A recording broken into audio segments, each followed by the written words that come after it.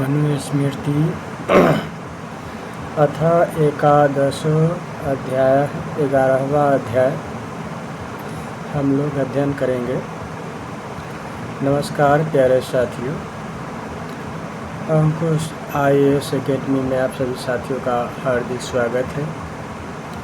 आज हम लोग धर्म भिक्षुक के बारे में कुछ जानकारी प्राप्त करेंगे और 11 अध्याय जो हम लोग पढ़ेंगे 11वां, उसमें जो चीज़ मनु द्वारा कही गई है, महर्षि भृगु द्वारा रचित, उसको हम लोग बहुत ही बेहतरीन ढंग से समझने का कोशिश करेंगे। और क्या इसमें कहा गया है, इसको बेस्ट समझने का कोशिश करेंगे बहुत ही अच्छी बेहतर, ताकि हमारी समझ विकसित हो सके। और समझ विकसित के साथ सामाजिक, आर्थिक, राजनीतिक सारी व्यवस्थाओं को समझने का हमें मौका मिलेगा। तो चलिए शुरुआत करते हैं। संतानार्थ विवाह करने वाला, यज्ञ करने की इच्छा वाला, मार्ग चलने वाला, यज्ञ में सर्वस्व दक्षिणा देने वाला, गुरु, माता और पिता के लिए धन का, अर्थी, विद्यार्थी और रोगी, इन 9 स्नातक ब्राह्मणों को धर्म भिक्षुक जानना चाहिए। ये सब निर्धन हो तो विद्या के अनुसार इनको दान देना चाहिए। इन ब्राह्मणों को दक्षिणा के साथ अन्न देना और दूसरों को यज्ञ वेदी के बाहर पकाया अन्न देना चाहिए। राजा को यज्ञ दक्षिणा में उत्तम वस्तुओं को योग्यता के अनुसार देना चाहिए। जो विवाहित पुरुष भीख मांग कर दूसरा विवाह करता है, उसको रति मात्र फल है और उसकी संतान द्रव्य देने वाले की होती है। जो लोग विरक्त वेदज्ञ ब्राह्मणों को यथाशक्ति दक्षिणा देते हैं, वह सर्वगामी होते हैं। जिस के पास कुटुंबियों के निर्वाहार्थ 3 साल तक का अथवा अधिक अन्न हो, वह सोम याग करने योग्य होता है। इससे कम द्रव्य होने पर जो द्विज सोम याग करता है, उसका पहला सोम यज्ञ भी नहीं पूरा पड़ता, इसलिए दूसरा सोम यज्ञ कभी नहीं करना चाहिए। जो कुटुंब को दुखी होते दूसरों को धन देता है, वह पहले तो अच्छा लगता है, परंतु परिणाम में विष का स्वाद सा भयानक मालूम होता है। वह केवल धर्म का झूठा रूप है।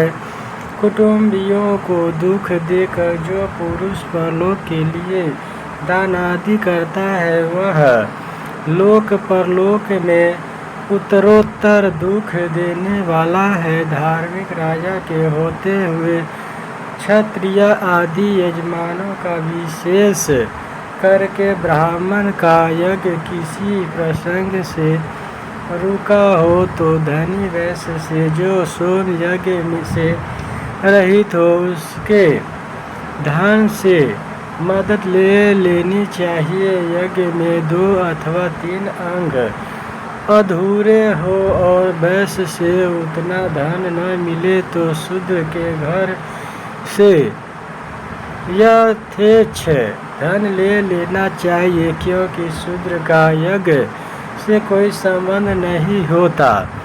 जो अग्निहोत्री नहीं है और 100 गौ का धन रखता है, और जिसने यज्ञ न किया हो पर 1000 100 का धन हो, उन दोनों के घर से ही बिना विचार धन ले लेना चाहिए। जो ब्राह्मण नित्य दान लेता हो पर दान देता न हो वह भी अर्थात धन दे तो ले लेना चाहिए। इस कर्म से उसका यश और धर्म बढ़ता है। जिसने 3 दिन तक भोजन न किया हो वह 7वीं खुराक धर्महीन पुरुष से ही अन्न लेने में कोई दोष नहीं है।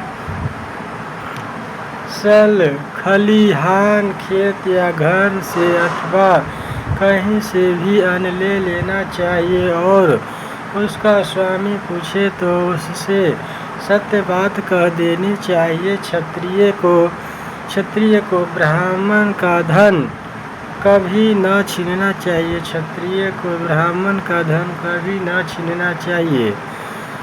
यदि निर्वाह न हो सके तो क्षुधित क्षत्रिय को निष्क्रिय और दासियों का लेना योग्य है। जो पुरुष असाधुओं से धन लेकर धर्माचारी सत्य पुरुषों को देता है वह अपने को नौका बनाकर उन दोनों को तार देता है। यज्ञादि करने वालों के धन को वे देव धन कहते हैं और यज्ञादि धर्म कर्म न करने वालों का धन आसुरी धन कहलाता है। ब्राह्मण निर्वाह के लिए कोई दोष भी करे तो भी उसको राजा को दंड नहीं देना चाहिए क्योंकि राजा के ही दोषों से ब्राह्मण भूख से दुख उठाते हैं। ब्राह्मण के परिवार विद्याशील आदि को जानकर राजा धर्मार्थ जीविका का प्रबंधन कर देना चाहिए और चोर यदि इत्यादि दुष्टों से रक्षा करनी चाहिए क्योंकि उसके धर्म का 6वां भाग राजा पाता है। ब्राह्मण यज्ञ के लिए शूद्र से धन कभी नहीं मांगना चाहिए क्योंकि शूद्र इच्छा से यज्ञ करने वाला मरकर चंडाल होता है। जो ब्राह्मण यज्ञ के लिए धन मांगकर यज्ञ में नहीं लगाता वह मरकर 100 वर्ष घास अथवा कौवा की योनि में जन्म लेता है। जो देवापन या ब्राह्मणपन किए धन को लोभ से खा जाता है वह पापात्मा परलोक में गिद्ध की जूठन से जीता है।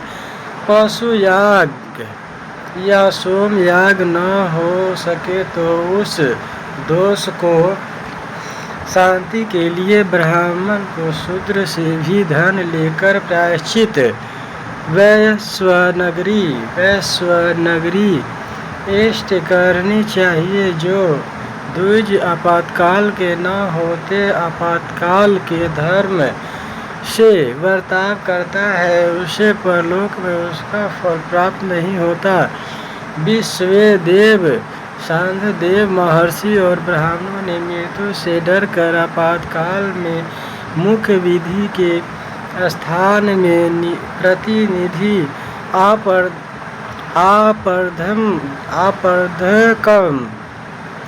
आपर्धम की कल्पना की है। मुख्य विधि की शक्ति होने पर भी जो पुरुष प्रतिनिधि से कर्म करता है उस दुर्बुद्धि को उस धर्म का फल परलोक में नहीं मिलता। धर्मज्ञ ब्राह्मण को अपने थोड़े नुकसान को राजा से नहीं कहना चाहिए। उन अपकार्यों को अपने सामर्थ्य से ही दंड देना चाहिए। तप शक्ति और राज शक्ति में अपनी तप शक्ति अधिक प्रभावशाली है इसलिए द्विजों को अपनी ही शक्ति से शत्रु दमन करना चाहिए। ब्राह्मण अर्थ व वेद के अंगिरस मंत्र को पढ़कर विचार करे। मंत्रोच्चारण ही ब्राह्मण का शस्त्र है उसी से द्विज को शत्रुओं का नाश करना चाहिए। क्षत्रिय अपने भुज बल से वैश्य और शुद्ध धन से और ब्राह्मण मंत्र जप हवन से आपत्ति को दूर करना चाहिए। ब्राह्मण विहित कर्मों का अनुष्ठान करने वाला, पुत्र शिष्यों का शासन करने वाला, प्रायश्चितादि को बताने वाला और सबका मित्र कहा गया है। उसको कोई बुरी बात या रूखी बात नहीं कहनी चाहिए। कन्या युवती, थोड़ा पढ़ा, मूर्ख, रोगी और यज्ञोपवीत संस्कार रहित पुरुष को अग्निहोत्र का होता नहीं होना चाहिए। यदि यह सब होता किए जाए तो खुद और जिसका अग्निहोत्र हो वह दोनों नरकगामी होते हैं। इस कारण स्रोत कर्म में प्रवीण वेद विशारद को ही अग्निहोत्र का होता बन सकता है। जो ब्राह्मण वैभव होने पर अग्न्याधान स्वीकार करके प्रजापति देवता वाले अश्व और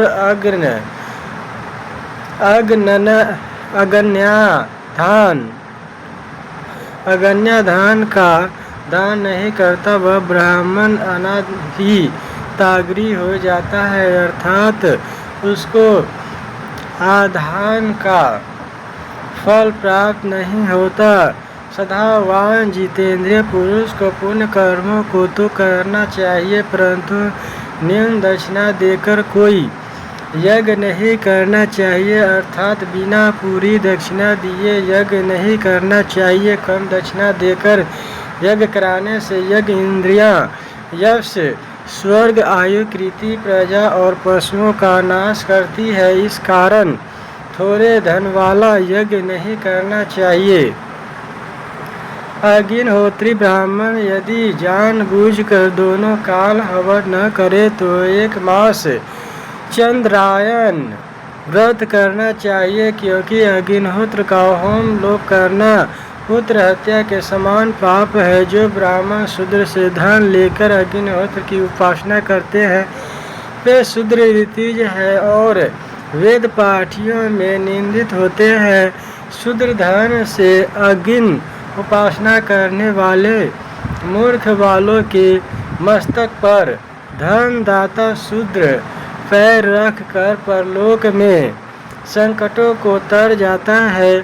शास्त्रोक्त कर्मों को न करने और दूषित कर्मों को करने से और विषयों में आसक्ति से मनुष्य प्रायश्चित लायक होता है।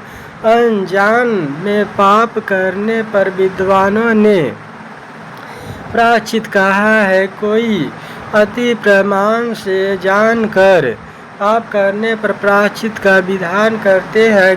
अज्ञान से किया पाप वेदाभ्यास से शुद्ध होता है और ज्ञान से किया पाप विविध प्रायश्चितों से शुद्ध होता है। दैववश अथवा पूर्ण जन्म के पाप से द्विज प्रायश्चित योग होकर बिना प्रायश्चित किए सज्जनों के साथ संसर्ग नहीं करना चाहिए। कोई पूर्व जन्म के दुराचार से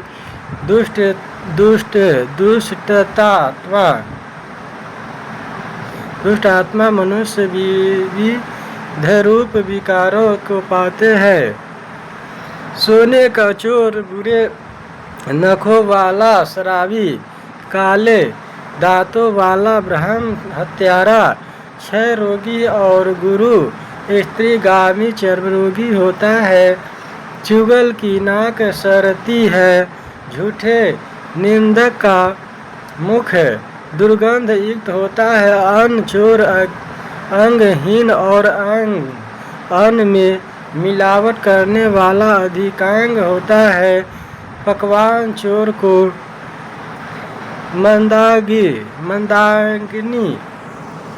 मंदाग्नि, विद्या चोर गूंगा, वस्त्र चोर श्वेत कुष्ठी और घोड़े का चोर लूला होता है।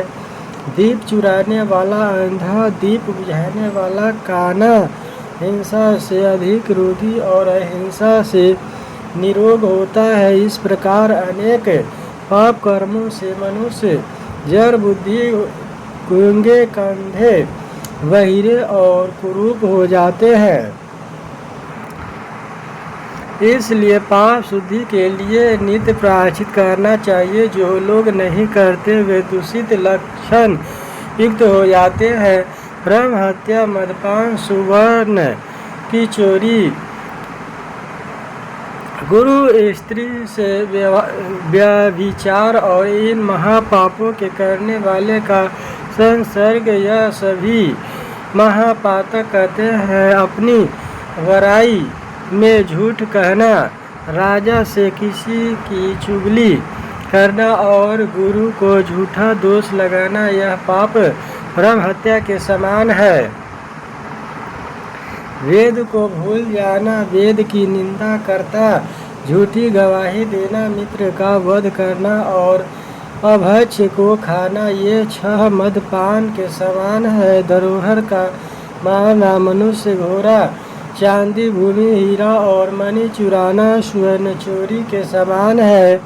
सहोदर, बहन, कुंवारी कन्या, चंडालिनी, मित्र और पुत्र की स्त्री के से समागम करना गुरु पत्नी के साथ समागम के समान है।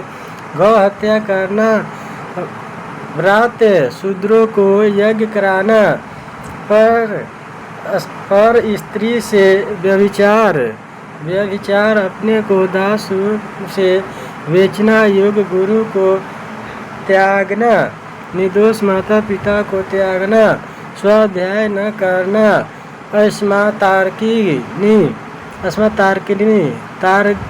तार्किनी को छोड़ना, यह सभी पातक है। छोटा भाई पहले विवाह करके अग्निहोत्र धारण करे तो बड़ा भाई परिवित कहलाता है। उस बड़े और छोटे भाई को कन्या देना, उनको ऋत्विज बनाना, कन्या को दूषण लगाना, शास्त्र मर्यादा से ब्याज अधिक लेना, व्रत को तोड़ना, तालाब, बगीचा, स्त्री और संतान को बेचना, समय पर संस्कार न करना, बांधवों का पालन न करना, शिष्यों से मासिक लेकर पढ़ाना, नौकरी देकर पढ़ना, न बेचने योग्य घी, दूध आदि को बेचना, सोने की खानों पर राजाज्ञा से अधिकारी होना, बड़े यत्न कलों का चलाना, हरी जरी बूटियों को काटना, स्त्री से जीविका करना, अभिचार करना और वशीकरण करना, यह सभी पातक है।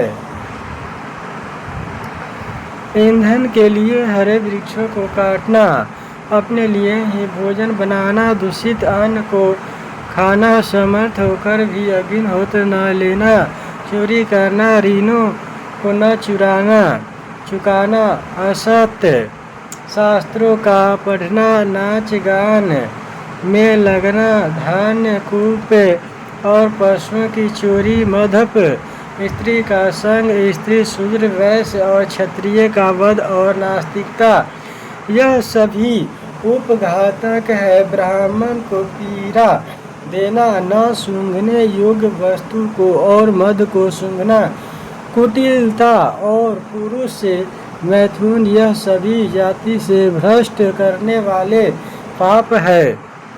गधा, घोड़ा, ऊंट, मृग, हाथी, बकरा, मेढ़ा, मछली, सांप और भैंस का वध करना, इन कर्मों को संकरीकरण पाप कहते हैं। निंदितों से धन लेकर व्यापार, शुद्ध सेवा और असत्य बोलना, ये अपात्रीकरण पाप है। कृमि, कीट और पक्षियों का वध, मद के लाथ भोजन, फल, काठ और फूल चुराना और अधीरता, ये मलिनीकरण पाप कहते हैं। ये सब भ्रम इत्यादि पाप जो अलग अलग कहे गए हैं, वे जिन जिन व्रतों से नष्ट होते हैं उनको सावधान होकर सुनो। ब्रह्म हत्या पातक से निवृत्ति के लिए 12 वर्ष तक वन में कुटी बनाकर रहना चाहिए, भिक्षा मांग कर खाना चाहिए और झोपड़ी में मुर्दे की खोपड़ी टांगना चाहिए अथवा शस्त्रधारियों की इच्छा अनुसार पातक जाहिर होने का निशान करना चाहिए अथवा जलती आग में नीचा सिर करके 3 बार डालना चाहिए अथवा अश्वमेध स्वर्ग जीत अभिजीत गोस्व विश्वजीत त्रिवृत और अगिन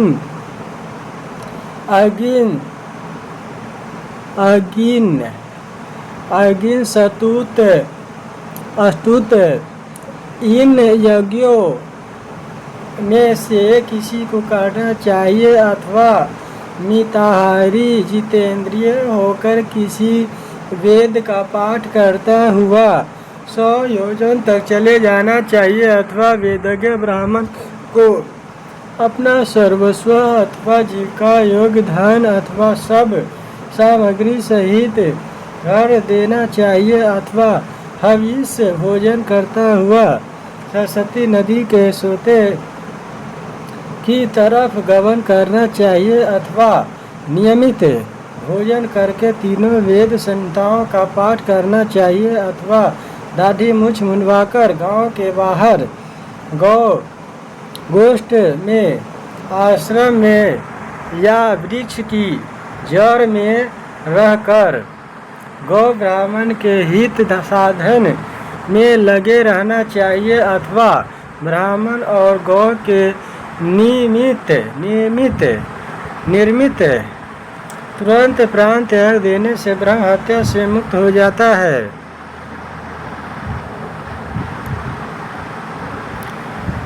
कोई चोर ब्राह्मण का धन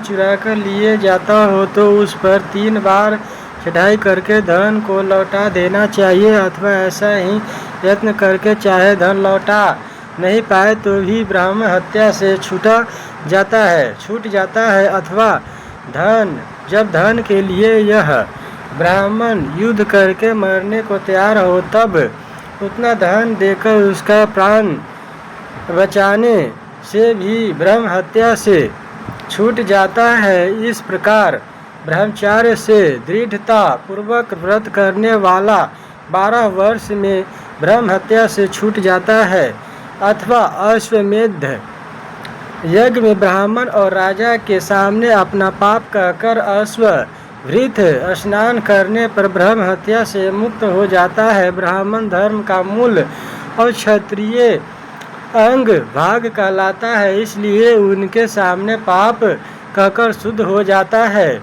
ब्राह्मण जन्म से ही देवों का भी देव है, ब्राह्मण जन्म से ही देवों का भी देव है और उसका उपदेश वेद मूलक होने से लोक में प्रमाण माना जाता है। वेदों में 3 ब्राह्मण जो प्रायश्चित पाप का बताते हैं वह पापियों को पवित्र करता है, क्योंकि ब्राह्मणों की वाणी ही पावन है। इसलिए सावधान होकर कहे, प्रायश्चितों में कोई भी करने से ब्राह्मण पाप मुक्त हो जाता है।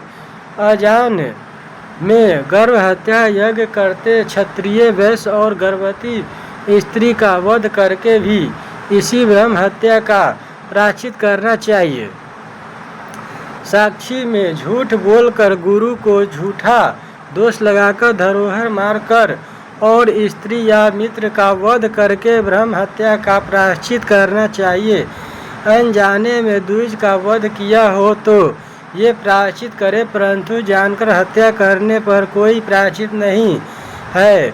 मदपान प्रायश्चित। यदि द्विज अज्ञानतावश मद पी ले तो प्रायश्चित स्वरूप मद को आग की तरह तपाकर पुनः पीना चाहिए। उस मद से शरीर जल जाने पर वह द्विज पाप से छूटता है। अथवा गौमूत्र, जल, गौ का दूध, घी, गोबर का रस, इनमें किसी पदार्थ को आग के तरह लाल करके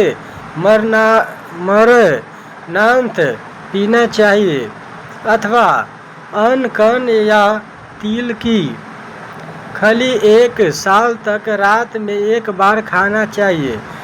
कंबल ओढ़ कर बाल रख कर और मदपान का चिन्ह धारण करके रहना चाहिए। सूरा अन्न का मल है और मल को पाप कहते हैं। इस कारण ब्राह्मण, क्षत्रिय और वैश्यों को मद नहीं पीनी चाहिए। गुड़ की, पीठे की और महुए की ये 3 प्रकार की मद होती है। जैसी गुड़ की है वैसी ही दूसरी भी है, इसलिए द्विजों को मद नहीं पीनी चाहिए। मद यक्षों का मांस, राक्षसों का और सूरा अश्व पिशाचों का भोजन है। देवहवी खान वाले द्विजों को इनका सेवन कभी नहीं करना चाहिए। ब्राह्मण मदपान करके उसके नशे में अपवित्र स्थान में गिरता है। गोप वेद मंत्र पढ़ता है और अकार्य करता है। जिस ब्राह्मण के शरीर में रहने वाला वेद ज्ञान एक बार भी मद से मिल जाता है, उसका ब्राह्मणत्व नष्ट हो जाता है और वह शुद्धता को प्राप्त हो जाता है। यह सूरापान का विभिन्न प्रकार का प्रायश्चित कहा है। अब सोना चुराने का प्रायश्चित कहा जाएगा। स्वर्ण चोरी का प्रायश्चित। स्वर्ण चोरी करने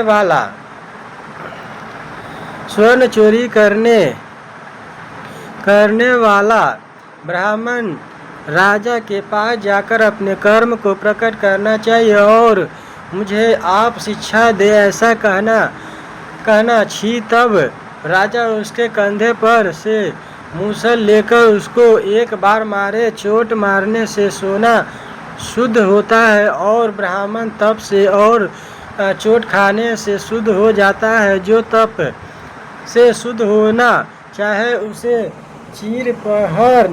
चिरपहन कर वन में ब्रह्म हत्या का व्रत करना चाहिए। इन मतों से चोरी के पाप को दूर करना चाहिए और गुरु पत्नी गमन के पाप को आगे लिखे व्रतों से दूर करना चाहिए। गुरु पत्नी गमन प्रायश्चित।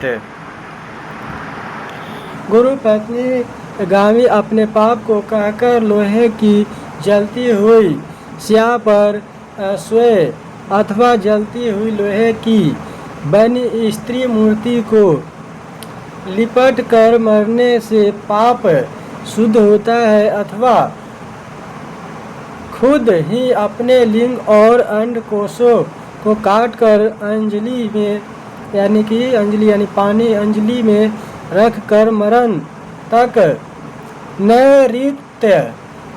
नैऋत्य दिशा में चला जाए या हाथ में खाट का पाया रखे, चीथरे पहने, दाढ़ी मूंछों को बढ़ाकर निर्जन वन में 1 वर्ष तक सावधानी से निवास करे और प्रजापत्य व्रत करना चाहिए अथवा जितेंद्रिय होकर हविष्यान्न जौ की लपसी खाकर 3 मास तक चंद्रायन व्रत करना चाहिए। इन व्रतों से महापातकी पुरुष को अपने पापों को दूर करना चाहिए और उपपातकी लोग आगे लिखे विविध व्रतों से अपने पापों का नाश करना चाहिए। गोवध करने वाले को मुंडन कराकर गौ चर्म ओढ़कर 1 साल गौ गोष्ठ में रहना चाहिए और जौ की लपसी को चाटना चाहिए। 2 मास तक गौमूत्र से स्नान करना चाहिए। जितेंद्रिय रहकर चौथे काल दूसरे दिन संध्याकाल बिना नमक का थोड़ा सा भोजन करना चाहिए। दिन में गौ के पीछे घूमना चाहिए और खड़ा होकर उनके खूर से उड़ी धूल को सहन करना चाहिए। गौ सेवा करनी चाहिए, उनको प्रणाम करना चाहिए। रात में वीरासन से बैठना चाहिए। सदा गोत्रों के बैठने पर बैठना चाहिए और खड़ी होने पर खड़ा होना चाहिए, चलने पर चलना चाहिए और फिर बैठने पर बैठ जाना चाहिए। यह सब प्रेम भाव से करना चाहिए। रोगी चोर बाघ के भय से व्याकुल गिरी हुई कीचड़ में फंसी हुई गौ को सब उपायों से मुक्त करना चाहिए। धूप में, वर्षा में, शीत में और आंधी चलने पर भी यथाशक्ति गौ की रक्षा करनी चाहिए और उसके बाद अपनी रक्षा का उपाय करना चाहिए। अपने अथवा दूसरे के घर में, खेत में, खलिहान में चरती गौ को और दूध पीते बछड़े को किसी से नहीं कहना चाहिए। जो गौ वध करने चाला पुरुष इस विधि से गौ सेवा करता है, वह 3 मास में गौ हत्या के पाप से मुक्त हो जाता है।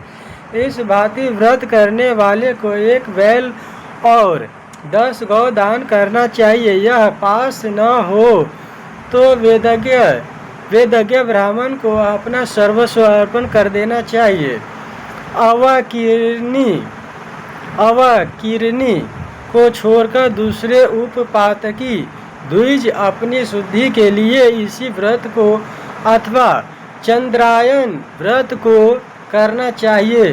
पर पत्नी से ब्रह्मचार्य खंडित करने वाला अवकीर्णी होता है। उसको रात को काने गधे पर चढ़कर चौराहे में जाकर पाक यज्ञ के विधान से रीति देवता का यज्ञ करना चाहिए। अग्नि में विधि से होम करके मान सिजंतु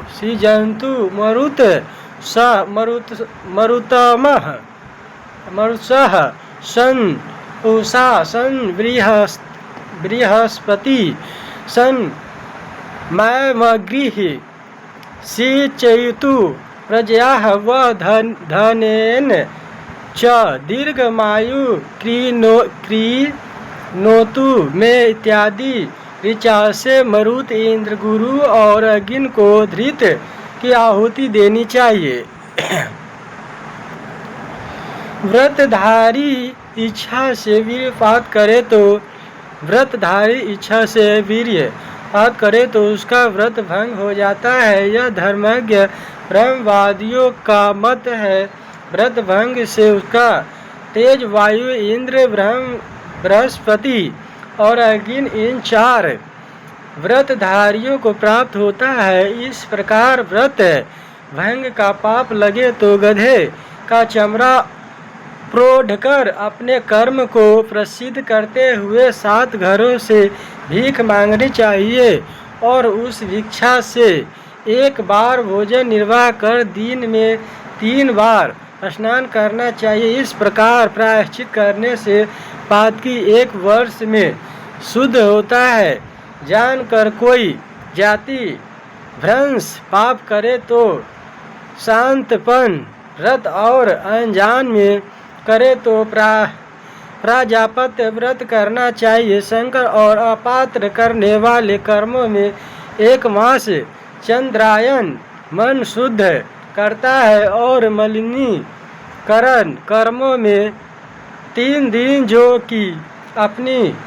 की लपसी खाने से शुद्ध होता है। सदाचारी क्षत्रिय के वध में ब्रह्म हत्या का 4वां, वैश्य वध में 8वां हिस्सा और शुद्ध वध में 16वां हिस्सा प्रायश्चित जानना चाहिए। यदि श्रेष्ठ द्विज अज्ञान व क्षत्रिय का वध करे तो विधि पूर्वक प्रायश्चित करने के पश्चात 1000 सौ और 1 बल का दान करना चाहिए, अथवा वह उस पुरुष को ग्राम से दूर वृक्ष के नीचे जटा रखकर 1 वर्ष तक ब्रह्म हत्या का प्रायश्चित करना चाहिए और यही प्रायश्चित अजान में सदाचारी वैश्य के वध में भी करना चाहिए और 100 गौ का दान करना चाहिए। शूद्र वध में भी यही सब प्रायश्चित 6 मास तक करना। 10 श्वेत गौ और एक बैल दान करना चाहिए।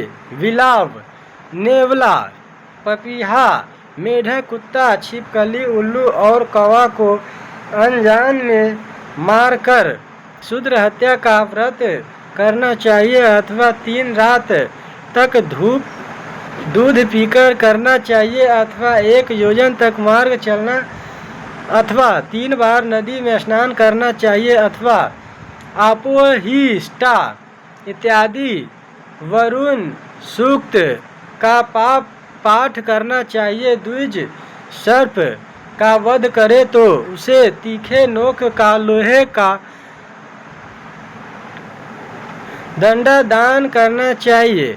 नपुंसक का वध करने पर 1 भार धान के सूखे डंठल अथवा 1 मासा शीशा देना चाहिए।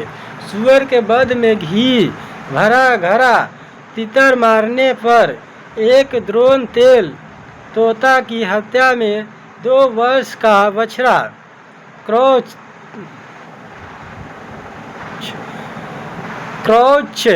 वध में 3 वर्ष का बछड़ा दान करना चाहिए। हंस, बगला, मोर, वानर, बाज और हांस इन पक्षियों या यक्षियों को मारकर ब्राह्मण को गौ दान करना चाहिए, तभी पाप से शुद्ध होता है।